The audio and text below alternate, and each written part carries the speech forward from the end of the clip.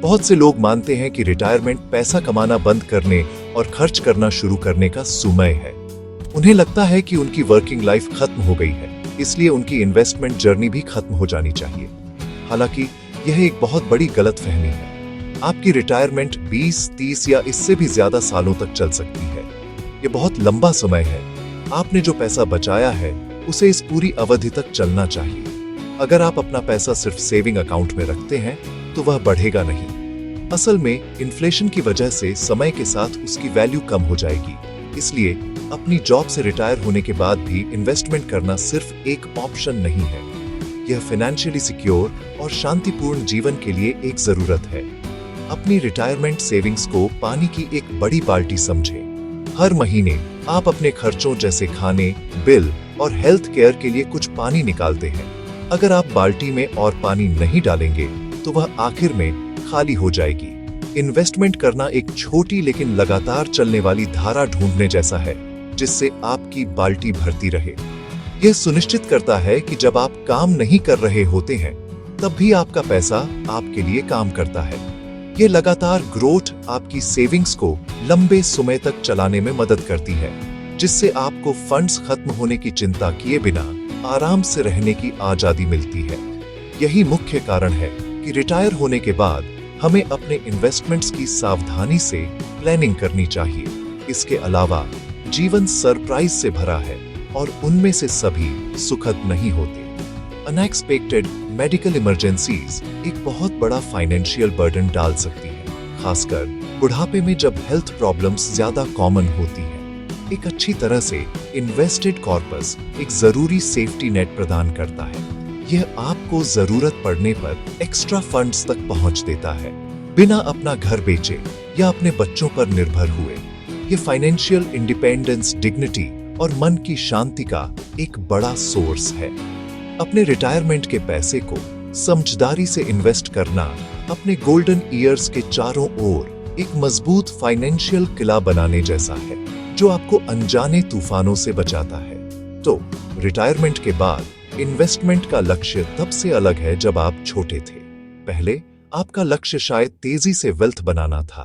अब फोकस पूरी तरह से बदल जाता है। नए primary goals capital protection, regular income generate करना और यह सुनिश्चित करना है कि आपके पैसे की परचेजिंग पावर इन्फ्लेशन से कम न हो। यह आपकी मेहनत की कमाई को जीवन भर चलाने के बारे में है। यह सुनिश्चित करने के बारे में है कि आप अपनी लाइफस्टाइल बनाए रख सकें, अपनी हेल्थ का ध्यान रख सकें और शायद बिना किसी फाइनेंशियल स्ट्रेस के कुछ लग्जरी का भी आनंद ले सकें। पर्सपेक्टिव में यह बदलाव स्मार्ट रिटायरमेंट प्लानिंग की दिशा में पहला कदम है।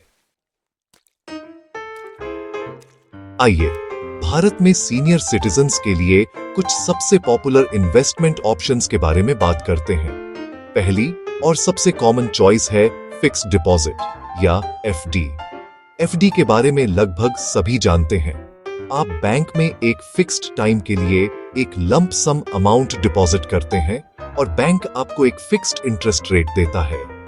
एफडी का सबसे बड़ा फायदा इसकी सेफ्टी और प्रेडिक्टेबिलिटी है। आपको ठीक ठीक पता होता है कि आपको कितना पैसा वापस मिलेगा और कब मिलेगा।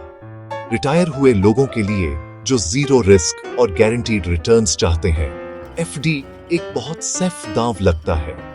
बैंक्स सीनियर सिटीजन्स के लिए थोड़ी हाई इंटरेस्ट रेट्स भी ऑफर करते हैं, जो एक एक्स्ट्रा बोनस है। रिटायर हुए लोगों के लिए खास तौर पर डिजाइन किया गया एक और बढ़िया ऑप्शन है सीनियर सिटीजन सेविंग्स स्कीम या SCSS। यह एक गवर्नमेंट बैक्ड स्कीम है, जिसका मतलब है कि आपका पैसा बहुत सेफ है। आप आईसीयूएम पोस्ट ऑफिस या डिजाइनेड बैंक्स के थ्रू इन्वेस्ट कर सकते हैं। SCSS आमतौर पर ज्यादातर बैंक FDs से हाई इंटरेस्ट रेट ऑफर करती है और इंटरेस्ट हर क्वार्टर में पे किया जाता है। ये इनकम का एक स्टेबल और भरोसेमंद सोर्स प्रोवाइड करता है, जो मंथली एक्सपेंसेस को पूरा करने के लिए परफेक्ट है। हालांकि इस स्कीम में आप जो मैक्सिमम अमाउंट इन्वेस्ट कर सकते हैं उस पर एक लिमिट है, इसलिए ये आपके पूरे कॉर्पस के लिए शायद इनफ न हो, लेकिन ये एक बढ़िया स्टार्टिंग पॉइंट है उन लोगों के लिए जो पोटेंशियली हाई रिटर्न्स के लिए थोड़ा ज्यादा रिस्क लेने को तैयार हैं। म्यूचुअल फंड्स एक अच्छा ऑप्शन हो सकते हैं। अब जब मैं म्यूचुअल फंड्स कहता हूं तो मैं हाई रिस्क इक्विटी फंड्स की बात नहीं कर रहा हूं। रिटायर हुए लोगों के लिए फोकस डेट म्यूचुअल फंड्स या कंजर्वेटिव हाइब्रिड फंड्स जैसी सेफर कैटेगरीज पर होना चाहिए। डेट फंड्स गवर्नमेंट बॉन्ड्स और कॉर्पोरेट डिबेंचर्स में इन्वेस्ट करते हैं जो रिलेटिवली सेफ होते हैं। कंजर्वेटिव हाइब्रिड फंड्स एक छोटा पोर्शन लगभग 10 से 25% स्टॉक्स में और बाकी डेट में इन्वेस्ट करते हैं। यह मिक्स आपके पैसे को ज्यादा स्टॉक मार्केट वोलेटिलिटी के बिना इन्फ्लेशन से तेजी से बहने में हेल्प करता है। इनमें से हर एक ऑप्शन का एक अलग पर्पस होता है। फिक्स्ड डिपॉजिट्स उन लोगों के लिए हैं जो हर चीज से ज्यादा सेफ्टी को प्रेफरेंस देते हैं। ये समझने और ऑपरेट करने में सिंपल होते हैं। सीनियर सिटीजन सेविंग्स स्कीम उन लोगों के लिए आइडियल है जिन्हें रेगुलर हाई इंटरेस्ट इनकम और गवर्नमेंट गारंटी की सिक्योरिटी चाहिए।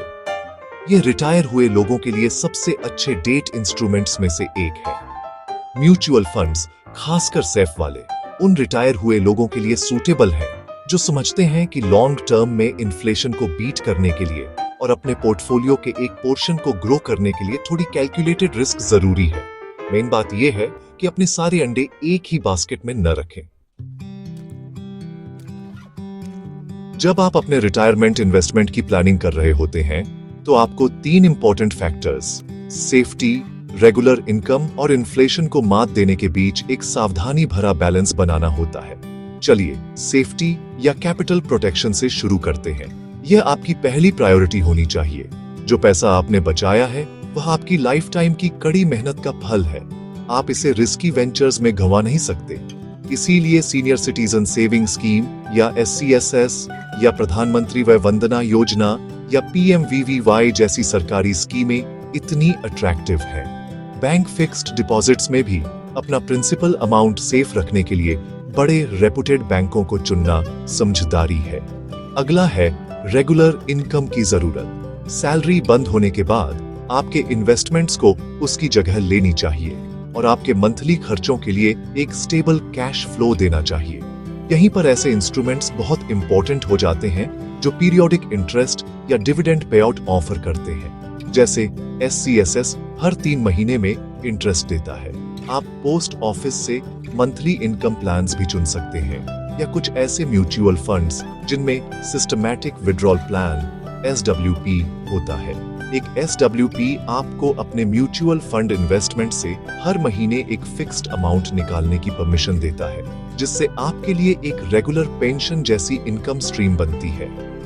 अब बात करते हैं आपकी दौलत के साइलेंट किलर इन्फ्लेशन की। इन्फ्लेशन का मतलब है कि गुड्स और सर्विसेज की कीमतें समय के साथ बढ़ती हैं। आज आपके पास जो 100 रुपए हैं वे 5 साल बाद उतनी चीजें नहीं खरीद पाएंगे। अगर आपके इन्वेस्टमेंट्स 6% इंटरेस्ट कमा रहे हैं लेकिन इन्फ्लेशन भी 6% है तो आपका पैसा असल में बढ़ नहीं रहा है, आप सिर्फ उसकी वैल्यू बनाए रख रहे हैं। अपनी दौलत को सच में बढ़ाने और अपनी लाइफस्टाइल को बनाए रखने के लिए आपके इन्वेस्टमेंट्स को इन्फ्लेशन रेट से ज्यादा रिटर्न जनरेट करने की जरूरत है। यहीं पर हाइब्रिड म्यूचुअल फंड्स जैसे थोड़े रिस्की एसेट्स में एक छोटा अलोकेशन जरूरी हो जाता है। इस बैलेंस को अचीव करने के लिए एक डाइवर्सिफाइड पोर्टफोलियो चाहिए। एक स्मार्ट स्ट्रेटेजी है अपने पैसे को अलग अलग बकेट्स में डिवाइड करना। पहला और सबसे बड़ा बकेट सेफ्टी और इनकम के लिए होना चाहिए, जिसे FDs, SCSS और PMVVY में इन्वेस्ट किया जाए। यह आपके बेसिक लिविंग एक्सपेंसेस को कवर करेगा। दूसरा छोटा बकेट ग्रोथ के लिए हो सकता है, जिसे कंजर्वेटिव हाइब्रिड फंड्स या लार्ज कैप म्यूचुअल फंड्स में इन्वेस्ट किया जाए। आपके पोर्टफोलियो का यह हिस्सा इन्फ्लेशन से लड़ने और लॉन्ग टर्म में आपके कॉर्पस को बढ़ाने के लिए डिजाइन किया गया है। इस तरह आप यह एंश्योर करते हैं कि आपकी जरूरी जरूरतें सेफ इन्वेस्टमेंट से पूरी हों, जबकि एक छोटा हिस्सा आपके फाइनेंशियल फ्यूचर को सिक्योर करने के लिए ज्यादा मेहनत करे। तो आप अपनी जरूरतों के लिए सही इन्वेस्टमेंट प्लान कैसे चुनेंगे? सबसे पहला कदम है बैठकर एक साफ फाइनेंशियल प्लान बनाना। आपको अपने मंथली खर्चों को ईमानदारी से कैलकुलेट करना होगा। ग्रोसरी और यूटिलिटी बिल से लेकर हेल्थ केयर और ट्रैवल तक सब कुछ लिख लें। एक बार जब आपको पता चल जाएगा कि आपको हर महीने कितने पैसे चाहिए, तो आप यह पता लगा सकते हैं कि आपके इन्वेस्टमेंट्स को कितनी रेगुलर इनकम जनरेट करनी होगी। यह आसान एक्सरसाइज आपको एक क्लियर टारगेट देगी। यह आपको पैसे की अस्पष्ट चिंताओं से एक ठोस प्लान ऑफ एक्शन की तरफ बढ़ने में मदद करेगा, जो कि एक ज्यादा पावरफुल पोजीशन है।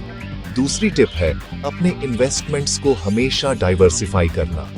जैसा कि पुरानी कहावत है, अपने सारे अंडे एक ही टोकरी में न रखें। अपने पैसे को अलग अलग एसेट क्लास जैसे गवर्नमेंट स्कीम, बैंक डिपॉजिट और म्यूचुअल फंड में फैलाना आपके ओवरऑल रिस्क को कम करता है। अगर एक इन्वेस्टमेंट अच्छा परफॉर्म नहीं करता है, तो दूसरे उसे बैलेंस करने में मदद कर सकते हैं। उदाहरण के लिए, आप अपने कॉर्पस का एक बड़ा हिस्सा सुपर सेफ SCSS में और कुछ अलग अलग टेन्योर के बैंक FD में डाल सकते हैं। फिर आप थोड़े बेहतर टैक्स एफिशिएंट रिटर्न पाने के लिए एक छोटे हिस्से को अच्छे डेट म्यूचुअल फंड में लगा सकते हैं। यह डाइवर्सिफिकेशन फाइनेंशियल झटकों के खिलाफ आपकी सबसे अच्छी डिफेंस है। तीसरा, अपने पोर्टफोलियो को समय समय पर रिव्यू करना याद रखें। आपकी फाइनेंशियल सिचुएशन और जरूरतें समय के साथ बदल सकती हैं। अपने इन्वेस्टमेंट्स को कम से कम साल में एक बार रिव्यू करना एक अच्छी आदत है। चेक करें कि क्या वे उम्मीद के मुताबिक परफॉर्म कर रहे हैं। क्या आपको उतनी इनकम मिल रही है जितनी आपको चाहिए? क्या आपका पोर्टफोलियो सही ढंग से बैलेंस है? एक सालाना रिव्यू आपको जरूरी एडजस्टमेंट करने में मदद करता है। उदाहरण के लिए, अगर आपको लगता है कि आपके खर्च बढ़ गए हैं, तो आपको ज्यादा इनकम जनरेट करने के तरीके खोजने पड़ सकते हैं। या अगर कोई इन्वेस्टमेंट लगातार कम परफॉर्म कर रहा है, तो आप फाइनेंशियल एडवाइजर से कंसल्ट करने के बाद उस पैसे को एक बेहतर ऑप्शन में ले जाने पर विचार कर सकते हैं। आखिर में, अपनी रिटायरमेंट को सिक्योर करना आपके पैसे के साथ स्मार्ट और डिसिप्लिन रहने के बारे में है।